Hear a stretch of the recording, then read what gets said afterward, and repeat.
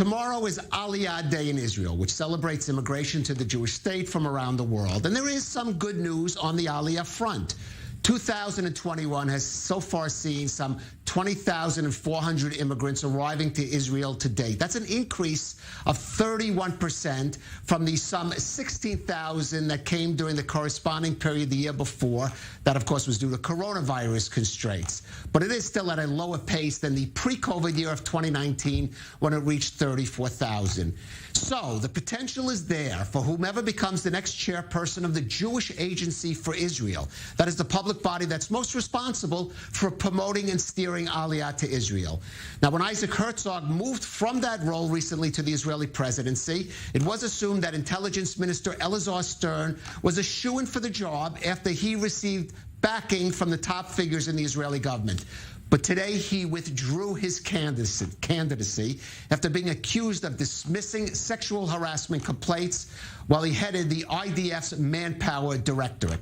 Stern wrote in a Facebook post, quote, "In the current atmosphere, I do not find it right at this time to present myself for election as chairman of the Jewish Agency. I do so with clean hands and with a full heart, and I know all of my years and past actions are evidence of my true ways. I apologize to anyone who was hurt by my words and the interpretation given to them."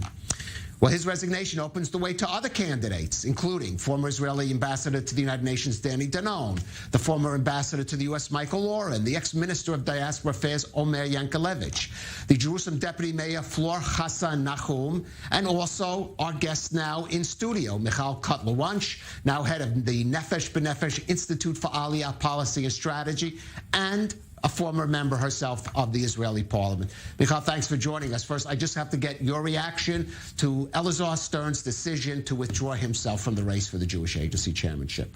Thank you, Calev, and thank you for having me on this very important day as we mark Aliyah Day tomorrow. I respect Elazar's decision very, very much, and under the circumstances, understand, of course, his decision. Now, I mentioned there's a number of candidates. I didn't name all of them.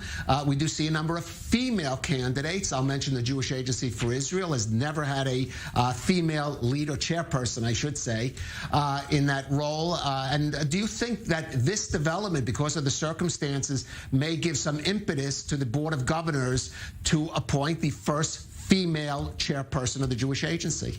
I think regardless of these events, actually, it's very important that we consider the incredible visibility of electing a female first time in the almost 100 years of the existence of the Jewish Agency. For the very first time, having a woman at the helm makes a very important statement about renewal, about actually being a place for viewpoint diversity, not because any candidate should be chosen strictly because she's a woman, but of course I do believe that female leadership is incredibly important.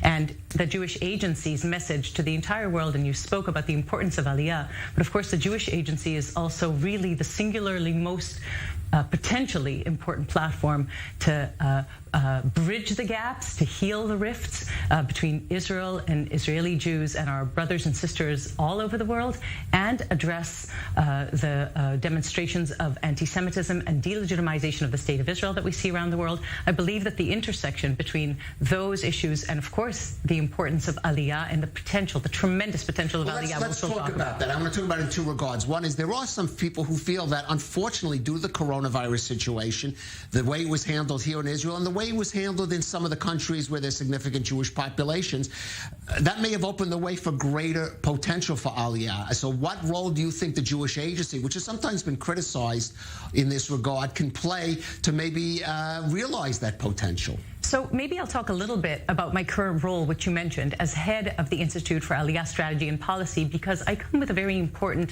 insight into the numbers of files opened.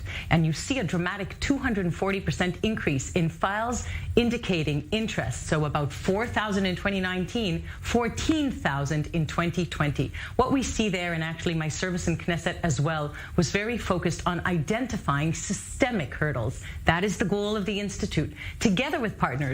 When it comes to the Institute, of course, of Nefesh B'Nefesh, together with partners that are the Jewish Agency, that are the Ministry of Absorption, that are Kakal, the importance of identifying and removing hurdles so that we can actually maximize that potential so that we can actually realize those incredible numbers that we see of potential Aliyah, and so in many, many ways, so that we can actually, I would say, advance the mission, the vision, and values of the State of Israel as it was founded to be 73 years ago, i.e. the nation state of the Jewish people as well. And you know, Calev, we actually mark Aliyah Day tomorrow because on this coming Shabbat, we will be reading Lech Lecha.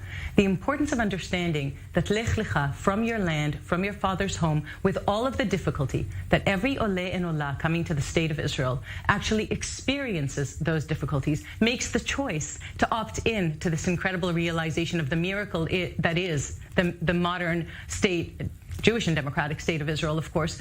That is something that I believe not only is the responsibility, but the ability of a body such as the platform of the Sukhnut, of the Jewish Agency. It has an infrastructure that has a reach that can actually be the change agent together with the government, together with the ministries, and lead the not only identification, as I said, but the removal of hurdles that will be able to realize that potential. And as I said before, deepen the connection with our sisters and brothers in diaspora, and absolutely combat, address, and identify anti-Semitism and delegitimization. Right. I'm just, for less observant viewers, Lech Lecha are the words that in the Jewish Bible God tells Abraham, the first immigrant, the first one to make Aliyah. It means go forward, move from your land in Babylon to Eretz Israel. He was the first immigrant. You yourself are an immigrant. That raises an interesting question. The Jewish Agency, there's nothing in the bylaws that says the chairperson has to be someone who made Aliyah, be an immigrant. Some have. Many have not. In the current group of candidates, some are native Sabra Israelis and some, like yourself, are immigrants. Is there an advantage, even just on the personal example level, to being an immigrant and knowing that experience? I believe that it is very important, not just as a role model, as an example to others, but actually to understanding and identifying the challenges that I spoke about before, having served as a lone soldier and later on in my life, having brought my own family with children at different times in our lives. There are different challenges, but also in terms of the identities that coexist within anybody who has emigrated to the State of Israel, certainly anybody who has been so well embedded in both cultures, in both worlds, that understand the nuance and not just the language. Not that language hurts, it definitely helps, but the nuance that above and beyond enable us to bridge those gaps and actually have a tremendous responsibility for bridging those gaps. And when you actually represent all of that, when you are able to be that voice, the voice for Aliyah, the voice for diaspora communities, the voice for the imperative to combat anti-Semitism. Let me ask you about that, because some of the criticism of the Jewish Agency is that because in the past it has been dominated in some way by native Israelis, they don't always understand the priorities or how to address some of those issues, anti-Semitism, the religious differences, for example, within the Jewish community, dividing them from Israel. So I think actually in very many ways that we should be looking at the Jewish Agency as a continuum and not a one-term service of any of the chairs that we've had. And when we look to the past 10 years, we look at Natan Sharansky and everything that he represented in terms of the bridge and where we were at when he came into office. And then we look at the current president's chairmanship, Isaac Herzog, exactly, and his chairmanship and what he brought to the table. And the imperative to view this role as something that is a continuum of the Jewish people. And I would say also a very stable body and in a very fluctuating political reality, not only in Israel, but around the world. The incredible ability and the stability of the Jewish Agency, when we view it as a continuum, as a work in progress, just as the State of Israel is. And as that Jewish Agency heads into its 100th year, in order to be able to continue being a relevant, functioning, leading its vision, mission, and values, and it has an incredible strategic plan, and it needs to be implemented accordingly. Right. I'll note that it's really the only official position located with Israel where there are Jews living abroad can weigh